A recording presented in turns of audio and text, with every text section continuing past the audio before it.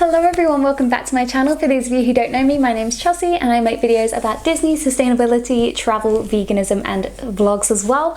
So if you're interested in any of those, then make sure you hit the subscribe button so that you don't miss out on any videos. Also make sure to give this video a thumbs up because they really help me out. So today I'm going to be making a travel video. It is a travel safety tips video for when you are solo traveling. So I'm just going to get straight into it. Okay, so my first tip is for whenever you're driving in a taxi or an Uber when you're abroad. Whenever you get into a taxi or an Uber, just send someone a message just to let you know that you are taking a taxi. Whether this is your mum, a friend at the hostel, just let them know what time you're taking the taxi, what time you should arrive, and then message them again when you arrive, just so that if something goes wrong, someone knows that you were supposed to arrive somewhere and maybe you didn't. Someone knows so that they can do something about it.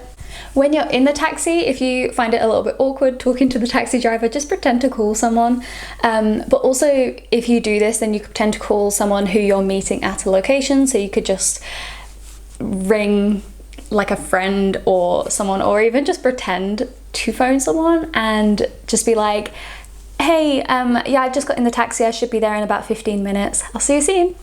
Just so the taxi knows that you're meeting someone in the location, even if you're not actually meeting anyone and you're just gonna be there on your own, just so that they know that you're meeting someone and that someone's expecting you. My next tip is to make sure that you arrange the price of the taxi before you get in the taxi. So if it's a local taxi, then make sure that you speak to the driver, make sure that you come up with a set price before you get into the taxi. This will just hopefully stop them from driving around and like taking the long routes to get somewhere just to take your money. So this is why it's good to use things like Uber, because obviously it already has like a set price, so the driver can't really go around anywhere. He knows that you have the map on your phone as well, so you can actually see where you're going. So if you are using a local taxi, then get it up on your phone and show the driver where you're going. Even if he knows, just be like, oh, I'd like to go here, and point to it on the map, because then that way he's seen that you have a map on your phone and that you are going to be able to watch the route go, so he's not going to go and take loads of different directions. If he does, you could be like, oh, my map doesn't say that you should be going this way. What you doing? So yeah, just like download the place where you are on Google Maps offline before you go, so that you can see where you're going. I think I've always used Google Maps as well, so if you set it up when you have Wi-Fi, then you can still watch your location and it can still give you directions. Even when you're not connected to Wi-Fi, you can still follow the route with the location service, so you should be fine. But I would still recommend to download the map offline so that you're able to follow it even if you haven't got Wi-Fi to be able to connect to it. So yeah, just literally point to your location, be like, I want to go here, and kind of show it as if you've Google Mapped it. So you've got from your location to the location that you're going, and you've set the route so that he can see that you know exactly where you're meant to be going. Okay, so my next tip is for when you're walking around the town or village or city, wherever you're staying. Walk confidently. I don't really know, like, just walk like you know where you're going, like you have purpose, you know where you're going. Even if you're lost, just don't show that you're lost. So don't like get out your phone, start staring at it and doing all this. Like, don't let anybody know that you don't know the area. If you don't know where you're going and you do need Google Maps, put in your headphones, well, just one, don't put in both headphones, and walk around. Don't even have to put on music, literally just listen to Google Maps telling you where to go. Okay, so my next tip is to get a local SIM card. So to get this, you're gonna have to make sure that your phone is unlocked before you go traveling. Some phone providers do charge you to unlock the phone, others don't. I'm with EE and I don't think they charged me to unlock it, but because I called from Australia, it cost me about £10 to do. So just do it before you leave the country. Just make sure that your phone's unlocked, and this way you're going to be able to get a local SIM when you're in a country, and this means that you're not going to need to always connect to Wi-Fi, which can be a bit dangerous, but also you're going to have data with, like, no matter where you are. So if you do get lost, then you can just Google where you're going, or if you need to order an Uber, then you can do that from anywhere and you're not going to have to worry about trying to find Wi-Fi. So my next tip is to never go out on your own at night. If you want to go out at night, find someone from your hostel that you can go with. Even if it's just one other person, that's better than going out on your own. Try and make a group of friends at the hostel who are planning to go out that evening, and then you can go with them. If when you're out and you want to leave early, don't leave on your own, especially if you've been drinking. just wait for someone else to want to leave as well. Just don't walk back on your own. Make sure that you're always with someone at night. And if no one is ready to leave, then just sit down at the bar and wait for someone to want to leave. Just don't walk back on your own. Okay, so my next tip is to try to not connect to public Wi-Fis if possible.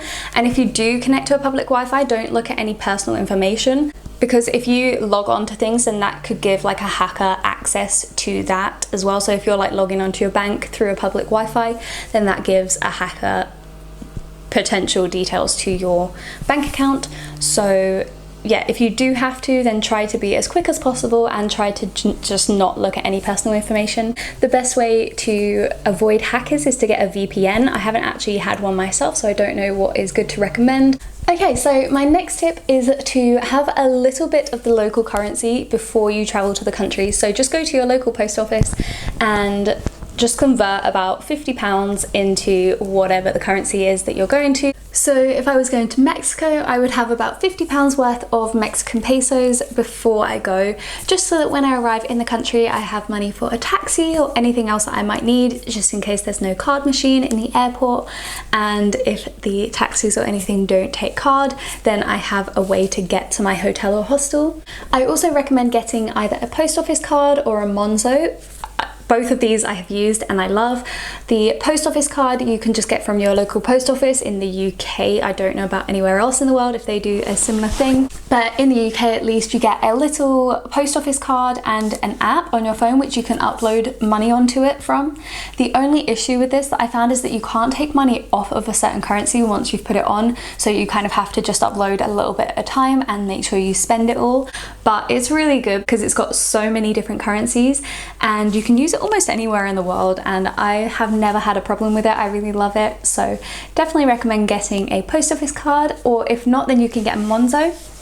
So what this is you download an app and then you can actually order the card to get delivered to your home, so you don't even need to leave your house to get a Monzo. And what it is there is an app on your phone. You have your main account and then you can have like savings account as well. So I really like that about Monzo, is that if you spend on your Monzo card, say I spend £1.20, then it will round up 80p. So it will take 80p out of my main account and put it into a savings pot, which I've created. You have to create this pot, it's not just automatic. And I've done it for scuba diving. Monzo is also good for travel. I've never actually used it abroad because I've only got it in the last year, and obviously coronavirus, haven't been able to leave England. It's actually the longest I've been in England for a very long time. But yeah, I haven't had a chance to use my Monzo abroad, but I hear that it's really good. That's why I got it for travel, because the exchange rate is good. I don't think you have to do any kind of converting. I think you literally just use it straight from the account, so it's nice and easy.